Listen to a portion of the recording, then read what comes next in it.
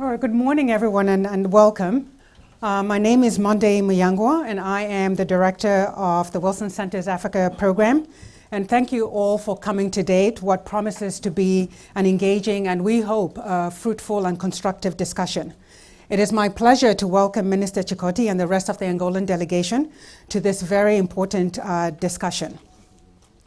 We also have present here today many special guests, including the U.S. Ambassador to Angola, Ambassador Helen Lalim, and the Angolan Ambassador to the U.S., Ambassador Tavares, as well as the Ambassador from Cape Verde, as well as members of the African and International Diplomatic Corps, senior U.S. officials, Angolans in the diaspora, members of the business community, academic experts, and others working Angola, as well as friends and supporters of the Africa program. We welcome you all to this discussion. I also want to take this opportunity to thank the U.S. Angola Chamber of Commerce and the Embassy of Angola, as well as Chevron, for their partnership in hosting this event. Let me very quickly set the context for our discussion here today, and it'll be a very short summary because many of you are familiar with the Wilson Center, and many of you know Angola quite well, which is why you're here. The Wilson Center was established in 1968 by an act of Congress, and unlike the physical monuments in the nation's capital, it is a living memorial whose work and scholarship commemorate the ideals and the concerns of President Woodrow Wilson. As I like to say to many of my African colleagues, it is proof that there is life after the presidency. Today, the Wilson Center provides a safe political space where the worlds of policy and scholarship interact through public events, as well as timely and relevant research to address critical, current, and emerging challenges confronting the United States and the world. To this end, the Africa program works in 4 critical areas to support that mission. We focus on leadership and inclusive governance, on conflict prevention and peace building, on trade, investment, and sustainable development, and on Africa's evolving role in the global arena. In doing so, we seek to achieve 3 things. First, we offer practical options for addressing current and over-the-horizon challenges confronting Africa and the United States. And second, we offer options for building stronger and mutually beneficial relations between the United States and Africa. And third, we work to enhance knowledge and understanding about Africa in the United States. So as you can see, today's event falls firmly within the scope of our mission. As for today's event, we all know that Angola gained its independence in 1975 and was then engulfed in a devastating war that ended in 2002. So as Angola turns 40, this event provides an opportunity for us to reflect on and discuss past, present, and future trajectories of that country. We have an all-day program in which we seek to examine the current political and governance environment in the country, to discuss the challenges and the opportunities across the social, political, and economic realms, including those related to building national unity, doing business in Angola, as well as prospects for overall inclusive and sustainable development in the country. We also know that the U.S. and Angola both have aspirations for stronger and mutually beneficial relations. And so today, we will also speak to the current state of U.S.-Angola relations, as well as the objectives, partnership opportunities, and tension points, and aspirations for the future of the relations between our 2 countries. Angola has been in the news quite a bit over the last few months. So I know many of you are here today because you feel passionately for the country and about the country and for its future. What we would like to do today is, even as we talk about the challenges of the country, I hope that our discussions will be forward-leaning, that we will take time to acknowledge the progress that Angola has made in coming out of this conflict that ended only in 2002. That we will seek ways of trying to consolidate on those points of progress. We won't shy away from raising the challenges, but in doing so, we ask that we be forward-leaning in offering solutions and options about how we can best move forward, both domestically and internationally, in resolving some of those challenges. This is what's going to lead to a constructive dialogue. And I emphasize that word dialogue deliberately. It is not a one-way transmission of ideas. We really hope to have a good dialogue. And we've put together quite a good program, I hope, in which we can discuss these issues that I've outlined.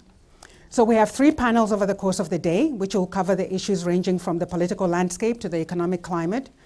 Our speakers comprise of government leaders, business people, as well as subject matter experts from Angola and internationally. And each of our speakers brings with them their unique experience and perspectives with their breadth of knowledge and diversity of opinions and expertise to ensure that this is indeed a fruitful discussion. During each panel, we will have a question and answer period in which you, the audience, can engage with the speakers to bring your own expertise and perspectives to the discussion. Let me give you a quick rundown of the order of the day. Following my remarks, we'll have opening remarks and the keynote address, which will lead into the first panel discussion, which will focus on Angola's governance landscape, digging into the progress and challenges related to peace building and national unity, as well as inclusive development. This panel will conclude the morning session and will reconvene for the second panel at 1:30 p.m. The second panel this afternoon will examine the macroeconomic picture and look at Angola's economic and business progress, challenges, as well as prospects. Following this panel, we'll break briefly for coffee, which will be offered in the atrium. And then we will have a third panel later this afternoon, building on the previous 2 panels, which will delve into the direct experiences of companies doing business in Angola by examining the achievements, challenges, and prospects for the private sector and the economic sector. We will conclude the 3 panels by 4:30 p.m., at which point you'll be invited to join us for a reception. This event is also being tweeted and is being webcast. And those of you wishing to follow on Twitter can use the hashtag @Angola40. And if you have questions during the Q&A, feel free to tweet them at Africa Up Close. I'll repeat this at the start of every panel so those joining us have the opportunity to contribute to our discussions today. With that being said, let me now introduce Ambassador Helen Lalim, the U.S. Ambassador to Angola, and Ambassador Tavares, Angola's Ambassador to the United States, to offer their opening remarks. Ambassador Lalim has served as the U.S. Ambassador to the Republic of Angola since her appointment in May 2004. A career member of the Foreign Service, Ambassador Lalim has a wide range of policy, leadership, and management experience developed through service in Africa, the United States, and Europe. Prior to her position in Angola, she served as a director of J9 Outreach at U.S. Africa Command in Stuttgart, Germany, where she worked on aspects of U.S. military cooperation programs in Africa. Previously, she served as Deputy Chief of Mission and Chargé d'Affaires in South Africa, the Consul General in Cape Town, U.S. Ambassador to Mozambique, Deputy Chief of Mission in Morocco, and Director of the Office of Central African Affairs. Ambassador Lalim, you have time to offer your welcome remarks, please.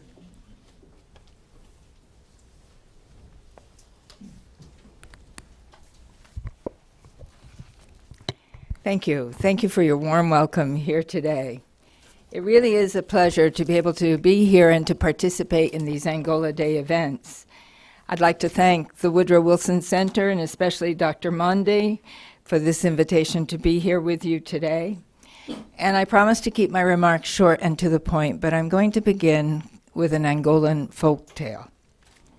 2 friends, Quick Man and Careful Man. And these guys were walking between 2 villages when they noticed an approaching storm. "We must build shelters quickly," said Quick Man, and began taking a machete to the nearest bush grass to build a hut to protect himself from the approaching storm and the wind and the rain. This is going to be a bad storm," murmured Careful Man. "We must take care that these shelters are especially strong." Quick Man was too busy cutting and cursing to listen, so Careful Man went about measuring cuts of straw and bundling them with cord so that they wouldn't fly apart when the wind hit. Quick Man hurriedly assembled a small hut and he put himself in it. In his hurry, he made a poor excuse for a shelter. It leaked, and it partly fell apart during the storm. He was wet, and he took some cuts to his arms, but he survived. Careful Man was still assembling his perfectly designed hut when the storm struck. Caught out in the elements, he was bludgeoned and cut by flying debris. He did not survive. As you will undoubtedly hear from other speakers and panelists here at the Wilson Center today, just like this Angolan folktale, Angola is in the midst of a storm, depending as it does on oil for 97% of its export revenue. However, even before entering the storm, the United States and Angola had increased and continue to increase our engagement across the full range of issues in areas where we've not seen such cooperation before.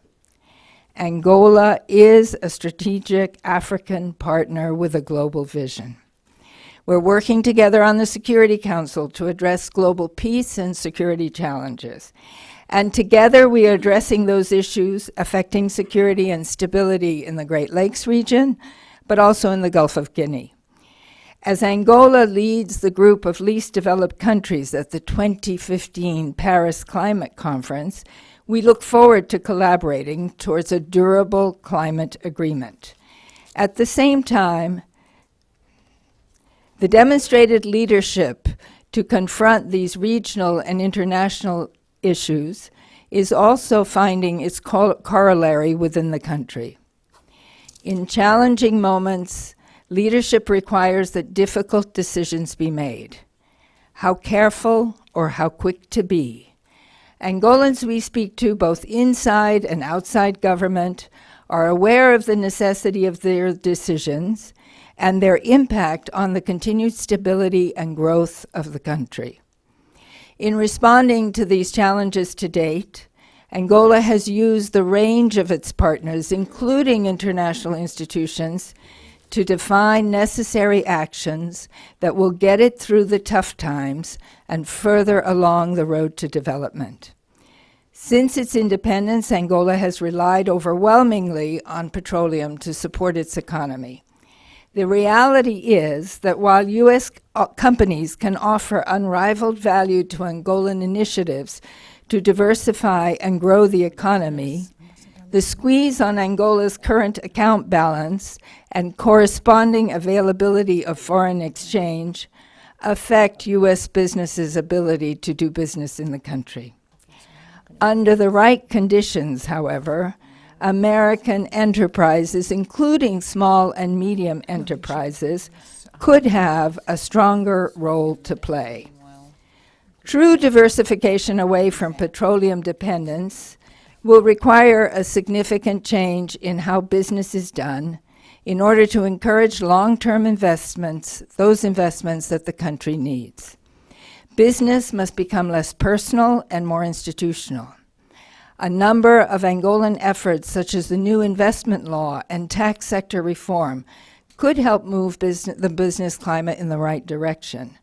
There is no silver bullet, but it is encouraging to see that the government recognizes that reforms are essential for things to change, and laws are being revised. Ultimately, however, the key lies in how these reforms get implemented. Policy implementation affects not only the economic sphere, but also the social and political arenas. It's important to remember that Angola is a country that's only 14 years out from a terrible civil war. The challenge Angola faces is how to preserve the peace, building its institutions, educating its populace at all levels, and constructing a democratic society. Let's be real. Progress achieved to date is significant. But Angola is often criticized that it should and could have done more. This economic crisis has brought to the forefront the importance of having a diversified economy and responsive institutions. In conclusion, I see our relationship as one where, as partners, we explore joint approaches on how the United States can help Angola strengthen its democratic and economic capabilities. A relationship where together we discuss the best avenues to regional peace and stability. It is my hope that unlike the Angolan story I told you at the beginning, today, quick man and careful man can find a way forward together through the challenges to enduring and equitable progress. Thank you very much.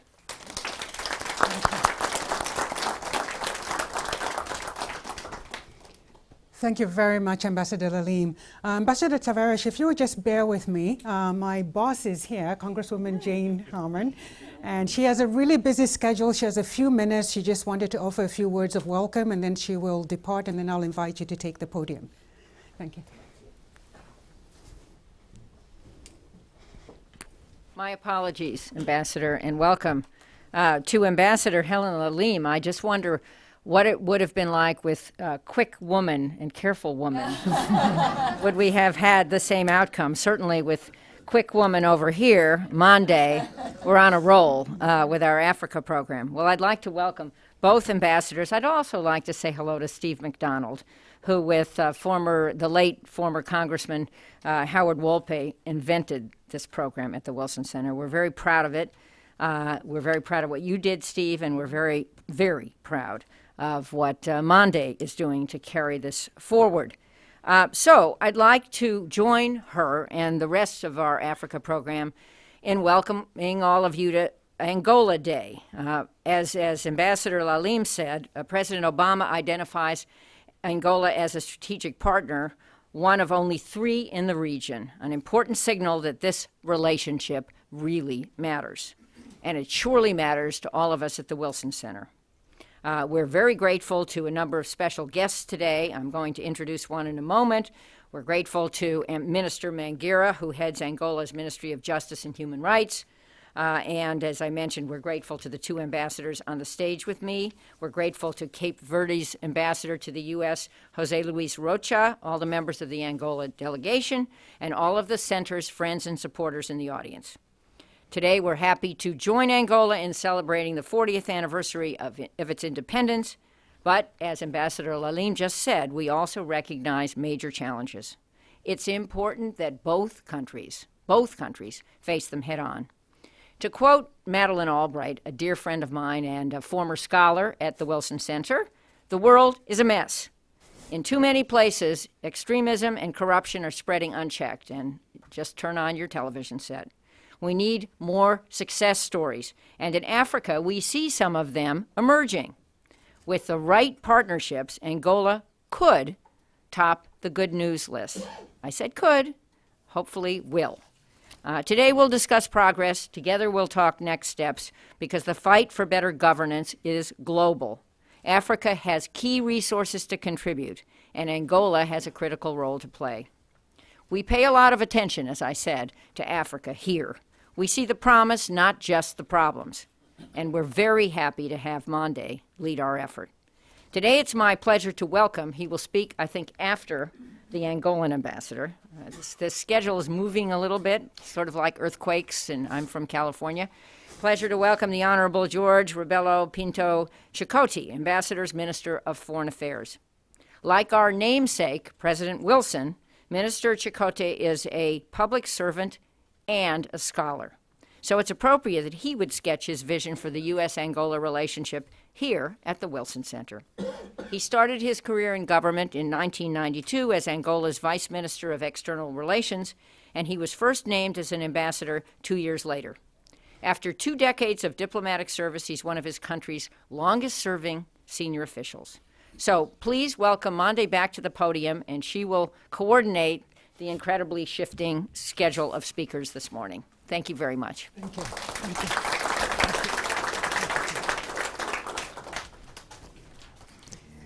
Thank you, Congresswoman Harman.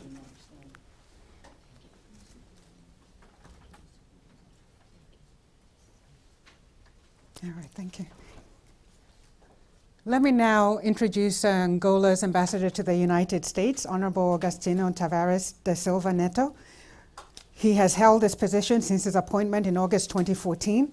He joined the Angolan Foreign Service in 1977 and has acted as Angola's ambassador to Canada, head of Asia and Oceania, Department of Bilateral Cooperation in the Ministry of Foreign Affairs, head of the Human Resources Department for the Secretary of State for Cooperation, administrative attaché at the Angolan Embassy in Spain, and third secretary at the Angolan Embassy in India, as well as first secretary, then counselor at the Angolan Embassy in Brazil.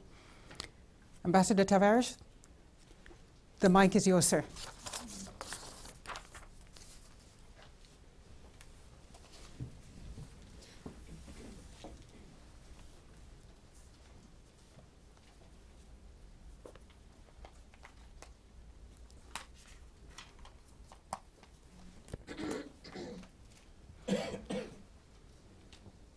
Thank you, my dear Mondi, Yes, thank you. for your kind introduction. My boss is here too. We're in the same shoes, right? All right. His Excellency Minister Jorge Chicote, His Excellency Minister Rui Mangueira, Ambassador Lalim, Ambassador Ismael Martins,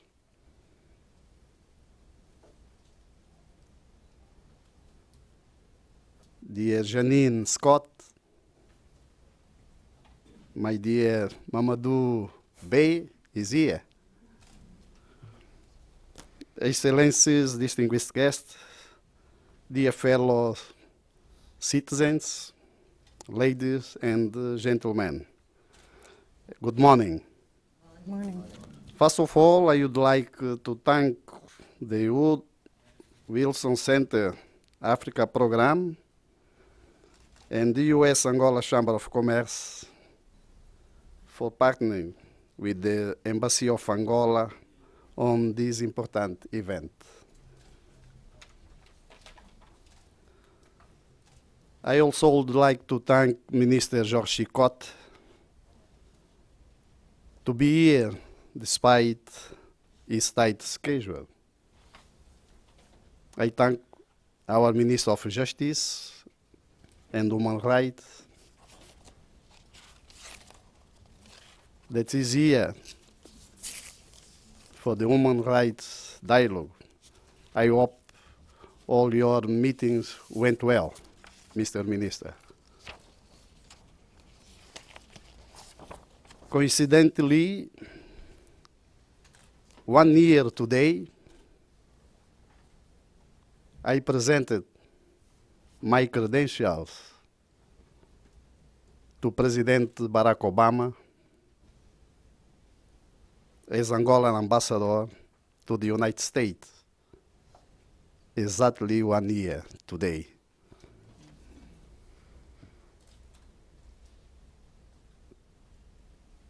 In the last 12 months, I have been part of this involving Angola-US strategy partnership dialogue, which reflects the common interest and shared concerns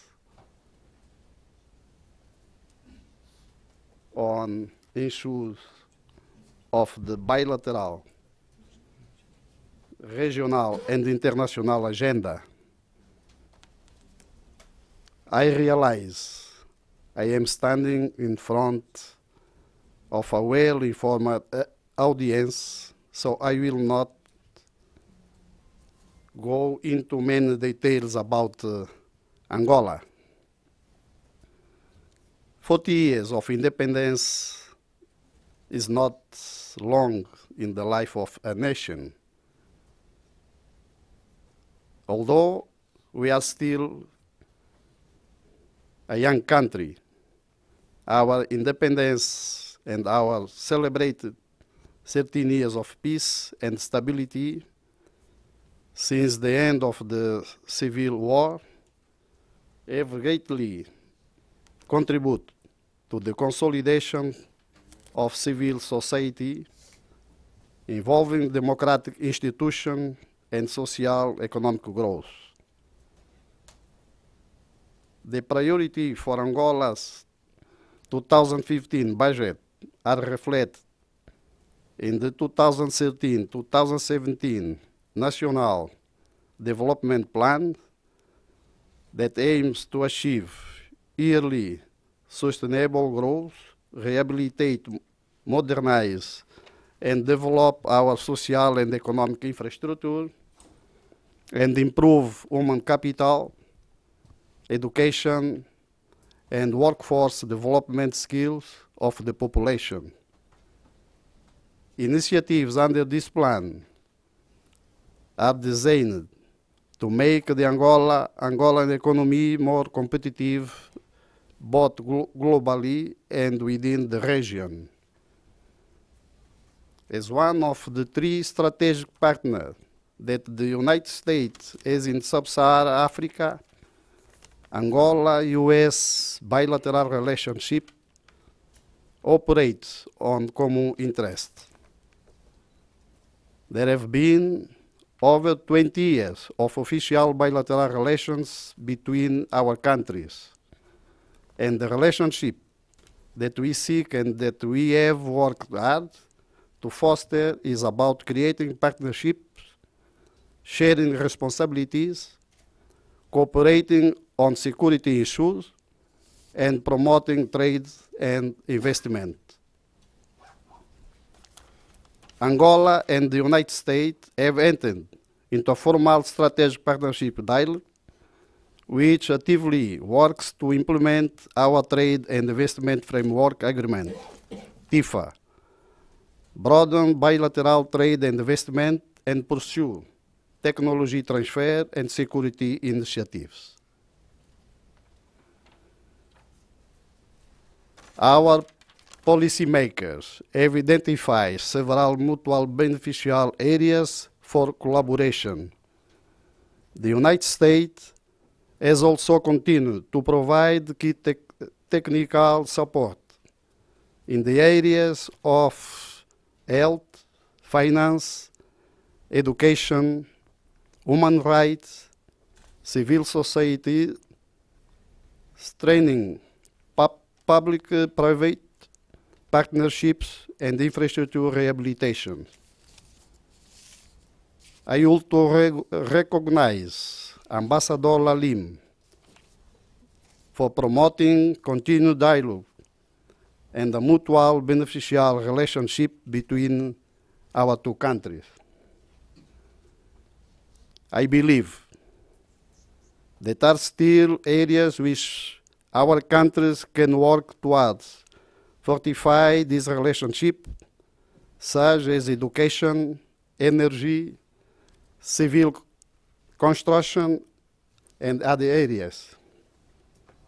US support, especially in the area of private sector, is useful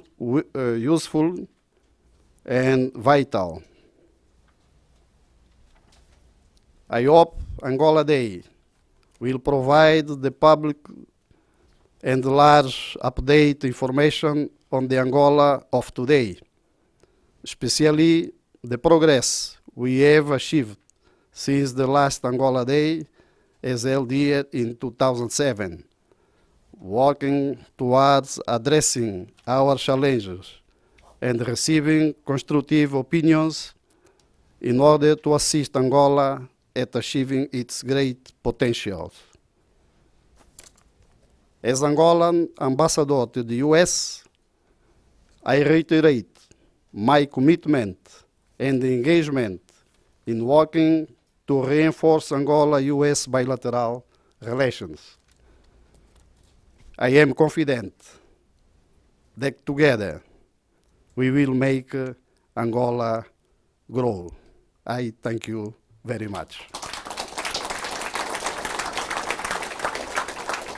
Thank you. I appreciate it. Thank you.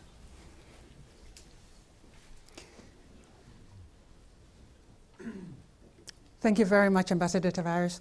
Minister Chikoti, you've already been introduced, so I will dispense with any other comments and invite you to take the mic to please give us your keynote.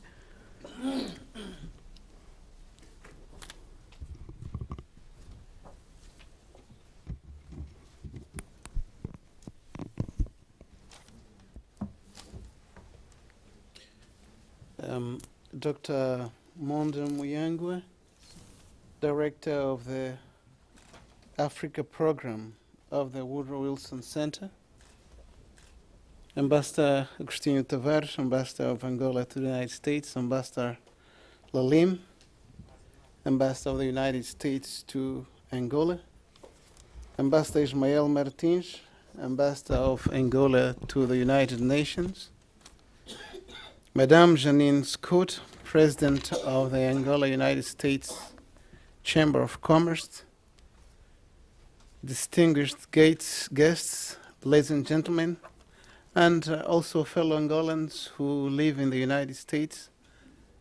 Thank you very much for inviting us to be here on this 40th anniversary of the Angolan independence. And I think it is indeed also a great moment to thank our embassy in Washington and the Angola United States Chamber of Commerce to have provided this opportunity so that we can discuss on challenges and opportunities in Angola at this particular occasion. We all know that Angola got independent on the 11th of November 1975. That is 40 years ago, and I think it's particularly important on this Angola Day to look at how we have gone through these 40 years, where we are today. Our founding father, President Agostinho Neto, declared the independence of Angola 40 years ago in an environment of international tension, in an environment where Angola was at war. The three liberation movements, MPLA, FNLA, and UNITA, had different visions on the future of Angola. And that was the context into which we got independent. And naturally, we all know that from there we had a very long war. Today, I think after going through this very long, difficult period of turmoil, Angola reached peace in 1992, peace which was signed between the government and UNITA on one hand, but we also know that the environment of the Cold War had brought both the United States, the Soviet Union, Cuba, and South Africa to sign the agreements of New York. So even from 1992 to today, we had a long war, which has taken us through another 10 years, from 1992 to 2002. And only then, from the 4th of April 2002, did Angola come to a moment of peace. And I would say a moment of true peace, because there is no more war. And that the program of reconciliation undertaken by His Excellency President Eduardo dos Santos has allowed the Angolans to start living in peace, to engage in national reconstruction, to engage in the consolidation of peace. And we will then look at some of the major objectives that Angola has carried out: the consolidation of national unity and reconciliation, the promotion of economic growth and social development, the strengthening of democracy, human rights, and the rule of law, the implementation of a national poverty reduction strategy leading to more dignified living conditions for all Angolans, and finally, the elevation of Angola in the international arena, particularly with regards to peace, security, stability, and development. I think these are some of the areas that the government has been working on, and in its plan 2013-2017. A lot of progress has been achieved, but despite all this progress, Angola continues to face challenges, but also sees opportunities, such as we think that efforts of strengthening our human resources and the development of social infrastructure and diversification of the economy are no doubt major issues right now, which I think this conference will also be discussing on later today. Ladies and gentlemen, there is no doubt that when we look at history, the recognition of Angola by the United States on May 19, 1993, marked an important date in the development of Angola, as we were opposed for a long time. But from that day on, Angola and the United States have been coming together. We have been sharing views on many national and international issues.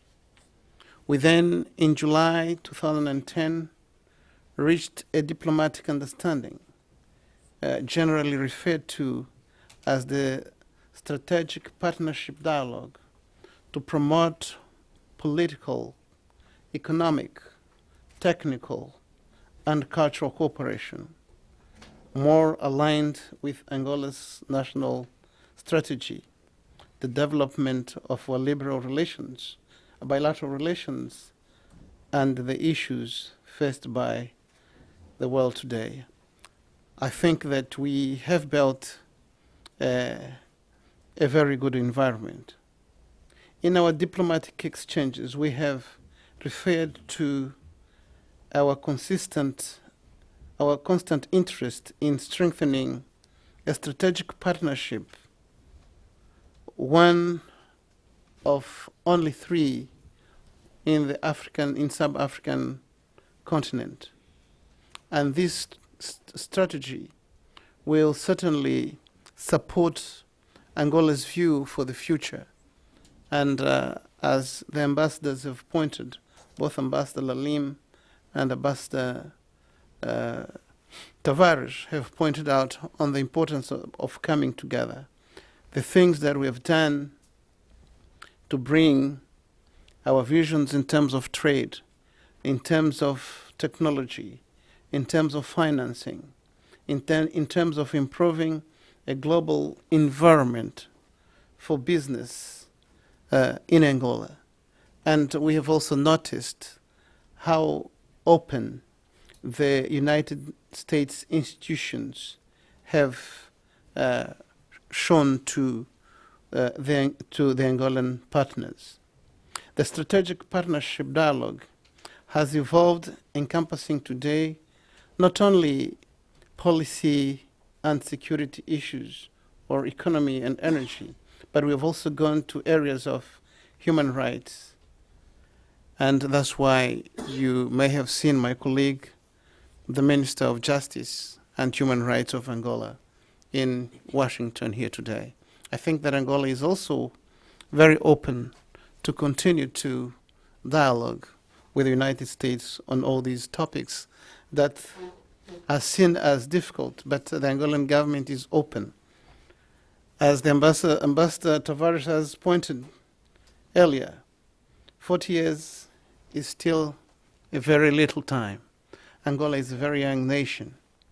But there is no doubt that we have shown a lot of will and a lot of interest to improve in all areas of interest for our government, but also for our partners. We do believe that some of the concerns that our partners raise related to human rights, democracy, the freedom of the press are indeed very important if Angola needs to grow. But we can only grow at a rate that we can manage. And we are also ready to continue to learn from the experience of those of our partners, like the United States, who have more experience.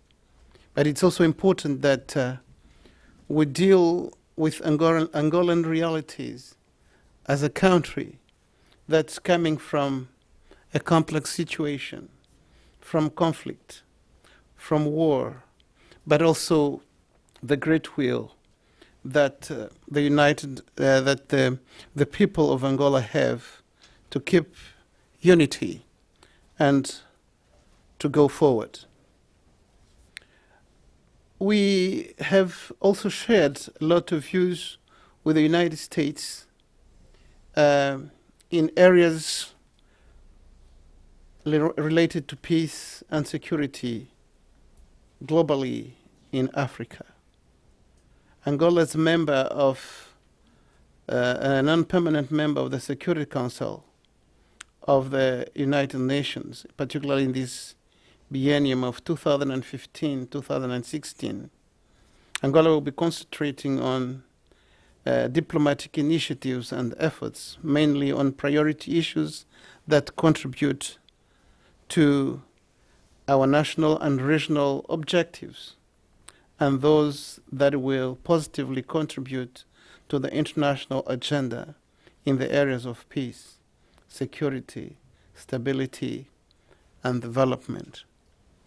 We believe that during our 2-year term in the United Nations body, we will be able to assist with the promotion of an African vision for the prevention and resolution of conflicts in Africa and the rest of the world.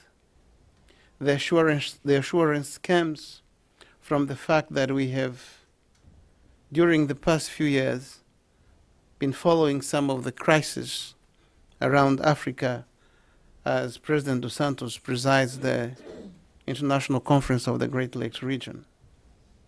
I think that we will continue to share with the rest of the world what I think should be done on some of the crises that are going on in Africa.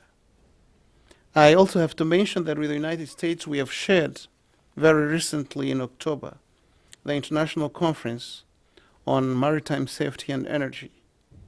And I think that this conference has particularly brought the attention to many of the participants on the issues related to maritime security in the Gulf of Guinea region, and indeed the commitment of the countries in this region to work together.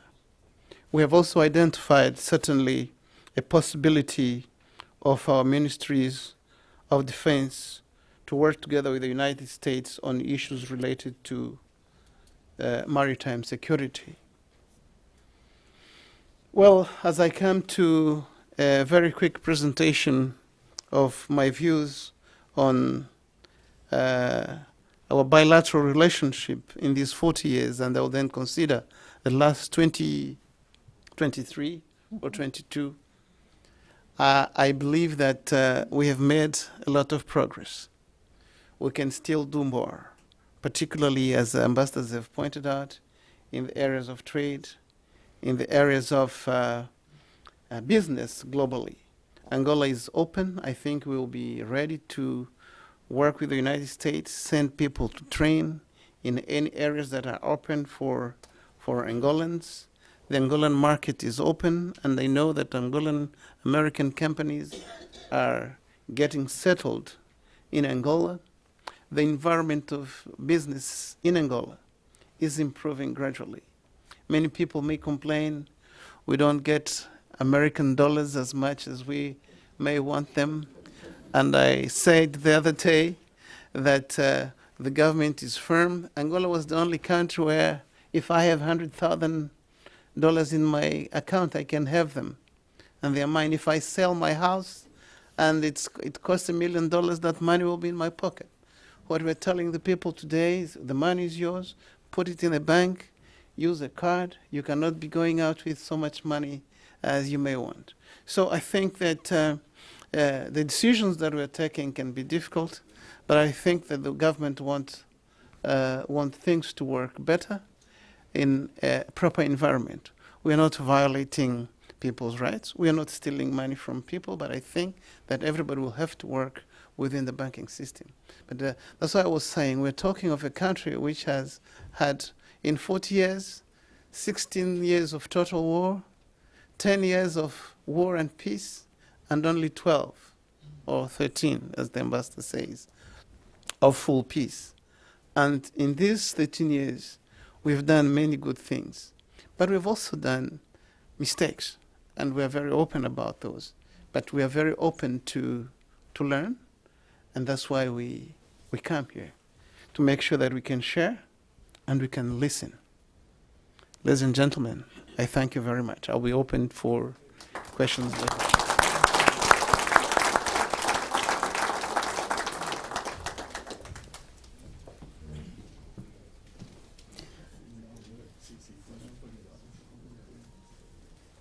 Minister Chikoti, thank you so much for those remarks. I'm in a little bit of a dilemma because we now only have 4 minutes. And I think it's important to at least get one question into the minister, and I hope the ambassadors are going to stay with us for most of the day, or some of the day. Some of the day, all right. So we will have opportunities to interact with the two ambassadors. I'll take 2 very short and to-the-point questions for Minister Chikoti.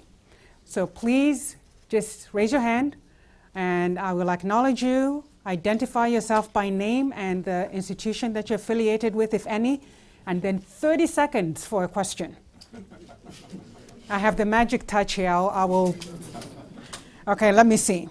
Okay, we'll get the lady in red and the gentleman over here. Thank you. Good morning. My name is Joyce Holliday. I'm the Executive Director of the International Association of African NGOs. My question is to the Ambassador Helen. To what degree is, I just want to find out what degree is good governance aids to African countries go to good governance capacity building. Because the reasons for some of the conflicts that we're having is lack of good governance in the various institutions in Africa. And I'm wondering, all right, my sister, keep it short. It's a question about the allocation to good governance in the continent, because that's what's all right. Driving poverty. Thank you. I'll take the gentleman over here. Hello, my name is George Manuel Seixas. I do not represent any organization, and I'm not paid by anyone. Well, my question is to the Ambassador Lima. Uh-oh. Yes, it's very important. I'm told you're leaving. It's very important to address you. I want to bring you back to the events of April the 16th. Marty Forder's letters were written to President Barack Obama. You have 30 seconds. Okay. Marty Forder's letters were written to President Barack Obama demanding an independent investigations on the Mount Lima incident. What can you report to us as Angolans in the United States? What were your findings and what did you establish? Thank you very much. All right, thank you. All right. I'm going to switch this up for next time because we really want to maximize the opportunity that we have with certain speakers. So like I said, if your question is to a speaker who's going to be here for the duration of the day, then please hold off on it. Right now we're trying to maximize our engagement with Minister Chikoti. All right, so we have those 2 questions and we will respond to those 2 questions later on, but I do want to respect the minister's time and direct a question to him. So if there's a question to the minister, I'll take it. One here, no. You get one chance, my brother, and one right there, sir. Yeah, Steve McDonald, a Global Fellow here at the Woodrow Wilson Center. Minister Chikoti, Angola is chairing the Great Lakes Forum. Can you give us some insights on how you're trying to reach out to President Nkurunziza to try to ameliorate this conflict? Thank you. Then my brother over there, and then we'll bring this, we'll turn it over to the minister to respond. All right. My name is Florian Rochevokut. I'm representing Friends of Angola. My question is regard to the 15+2 prisoner politicals in Angola. And also, I was just wondering what the minister has to say in regard to the youth who have been detained since April or June. I would say June of this year. All right. Thank you. Thank you. So,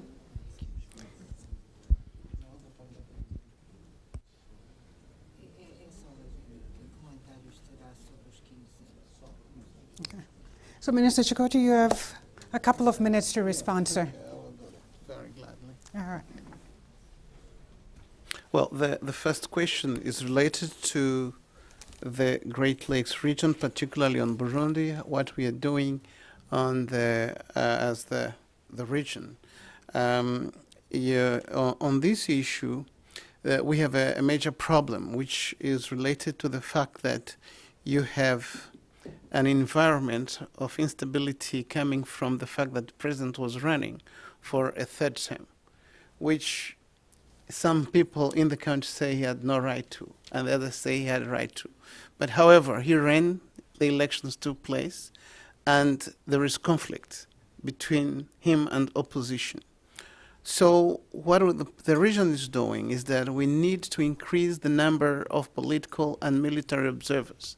I think this has now been agreed, and the African Union Peace and Security Council has taken that decision, which will then be sent to the United Nations. So in the great picture, what we expect is that we will increase the number of political observers, military observers, to make sure that there is dialogue between both sides. But this dialogue might begin outside Burundi because there is no environment of peace yet among the Burundians. So that's what the region is doing. There is consultation between the Great Lakes region, between the East African states and the African Union. So the group, or the African Peace and Security met last week, and they took those decisions. Eventually, there will be sanctions against the radical groups, particularly those who are inciting ethnic violence. As far as the 15 are concerned, well, I think there were strong grounds for the government to apprehend them. The trials have begun, so we leave it in the hands of the justice of the Angolan legal system. We believe that the deliverances of the legal system will be fair. So I think let's wait until the whole legal process is concluded, because I think if we go into so many details, we may not agree in terms of law.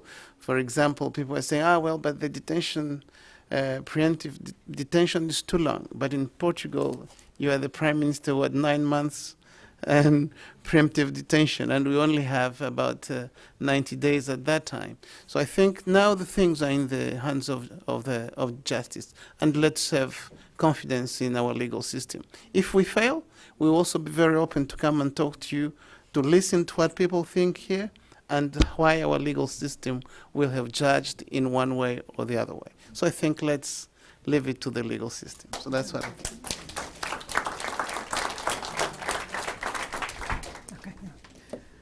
Thank you very much, Minister Chikoti. I'm sure this issue, I know it has been a major point of discussion and concern here in the United States, so I'm sure it will keep coming up during the course of today, and we will continue to address it, particularly with the panel that we're going to have later on. But I do thank you for your engagement on this issue and for your remarks this morning.